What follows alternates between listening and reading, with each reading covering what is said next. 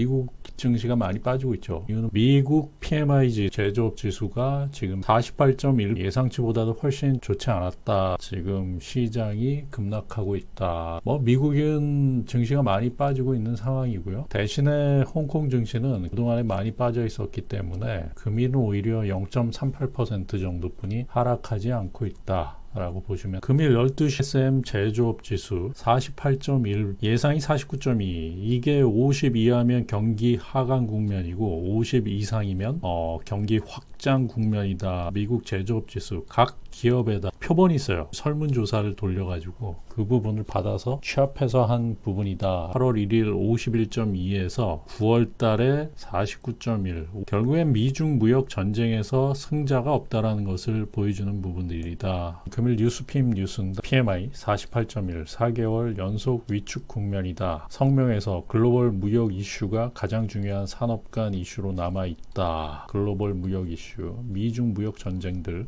그리고 전반적으로 지난달 단기 성장에 대한 전망이 중립적이다. 금일은 팍셋이라는 이야기를 조금 해볼게요. 이 부분을 한 유튜버 분이 잘 이야기를 했어요. 저 같은 경우도 한 10년 정도 팍스넷에서 글을 쓰고 했었기 때문에 팍셋이 어떤 기업이고 과거에 누가 가지고 있고 그러한 부분들을 잘 알고 있죠. 팍스넷 인터넷 포털 사이트를 통해 증권, 금융 관련 서비스를 제공하는 종합금융 서비스 회사다. 99년 5월 18일 날 설립을 했고요. 팍스넷이라는 기업은 SK 플래닛 팍스넷을 가지고 있었어요. 근데 얘가 좀 애물단지였어요. 회원수가 압도적으로 1위였다. 그런데 문제는 수익 모델이 없는 거예요. 증권 정보를 제공을 하지만 수익 모델이 별로 없었어요. 이게 돈 나올 부분들이 그렇게 크지 않았기 때문에 전문가 방송이라든지 내지는 팍스 TV라고 해가지고 증권 방송 수익 모델이 별로 없었어요. 저도 글을 팍스넷에다 기고를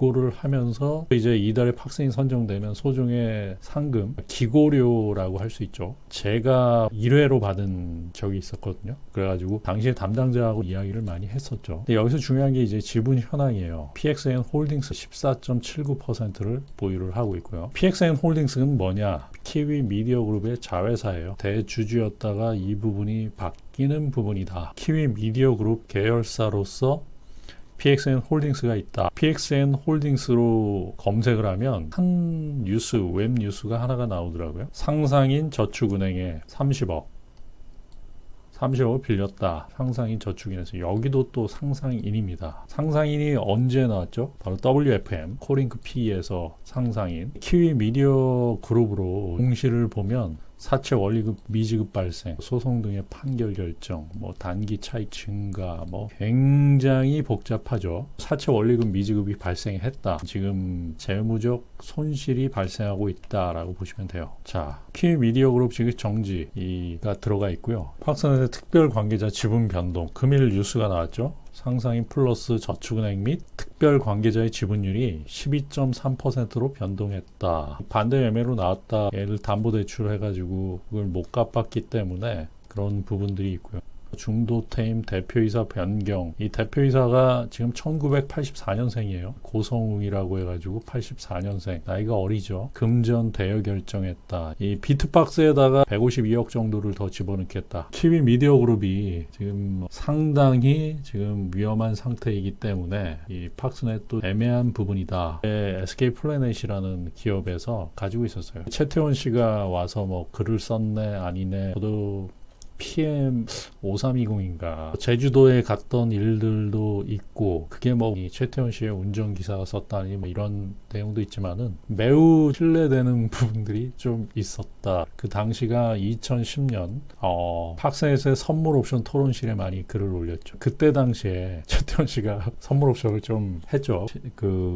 문제가 돼서 법원을 왔다 갔다 했던 부분들 헤지펀드 입장에서는 이 호구 왔구나, 굉장한 호구가 들어왔구나 해서 당시 시장 자체가 재밌었던 경우가 있었어요. 개인 아무리 돈을 많이 싸들고 들어와도 안 된다는 것을 볼 수 있고요. 피스타 이게 장외 주식 사이트인데 그 SK 플래닛을 렛의 팍스넷을 아시아 경제가 인수를 했어요. SK에서도 당시에 안 되는 기업들은 전부 정 격리가 들어가고 있는 상황이었어요. 그때 당시에 팍스넷 같은 경우는 일정 부분 좀 저렴하게 확정 공모가가 5,200. 2016년 8월 1일 아시아 경제의 자회사로 편입이 되면서 들어간 부분들이죠. 최상주 KMH 악영그룹 회장이 인수합병 과정에서 밀려난 경우가 있었어요. 이게 2019년 5월 29일 뉴스인데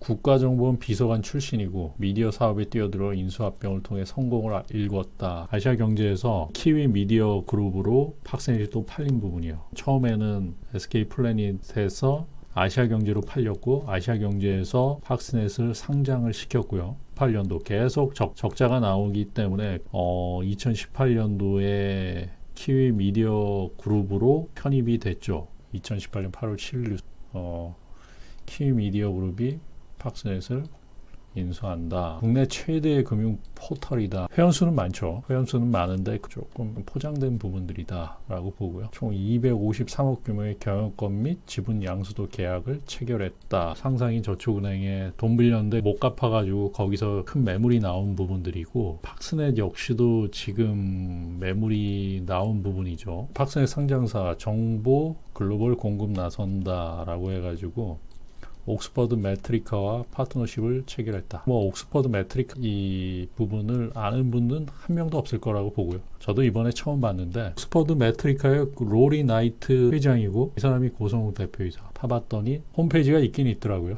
홈페이지가 있는데 옥스퍼드 매트리카는 전략적인 자문 회사로서 이사에 정보를 제공하는 조언을 제공한다. 로리 나이트 회장이 있더라고요. 옥스퍼드 대학교 선임 재무 프로그램의 동창입니다.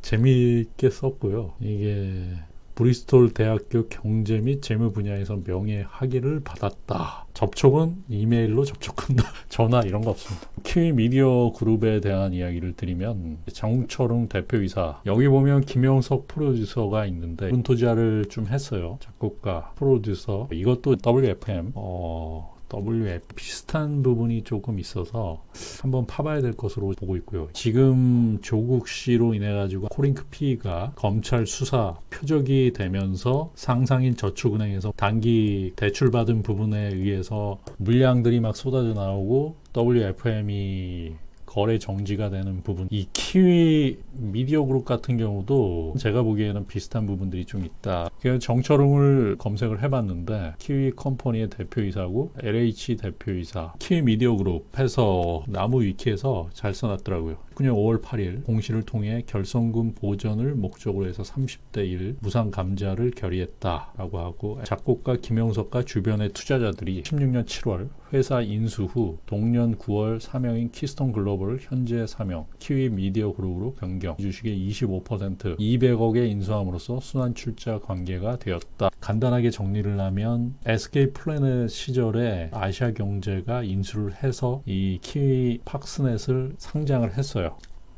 작년에 키위 미디어 그룹이 팍스넷을 인수를 했는데 비트코인으로 좀 키우려고 했던 부분들이 분명히 있는데요. 그 부분이 여의치 않은 부분들이 있고 유동성 문제가 지금 발생하고 있다. 그렇기 때문에 비트박스라는 자회사 쪽에 대여 150 몇 억을 그쪽으로 돈을 집어넣고 있다라고 하는데 전략적 제휴를 맺었다라고 하면서 언론 플레이를 하고 그러다가 상상인 저축은행에 빌린 돈을 갚지를 못한 거죠. 갚지를 못했기 때문에 금일 반대 매매 나왔기 때문에 현재 팍스넷이 이런 식으로 되어 있다. 하한가 잔량이 그렇게 많지는 않아요. 많지는 않은데 문제는 뭐냐 하면 이 150 그 부분이 비트박스로 뭐 들어간다라고 하는데 제가 보는 관점에서는 투명하지 않다라고 할 수 있어요. 팍스넷 같은 경우도 지금 빈껍데기 회사로 갈 수 있는 부분이 아닌가 라고 하고 제대로 키우려면은 이게 증권 포탈, 증권 정보 그렇게 키워야 되는데 그게 만만치가 않아요. 그렇기 때문에 좀 지켜보시라 라는 말씀을 드립니다. 성공 투자하십시오.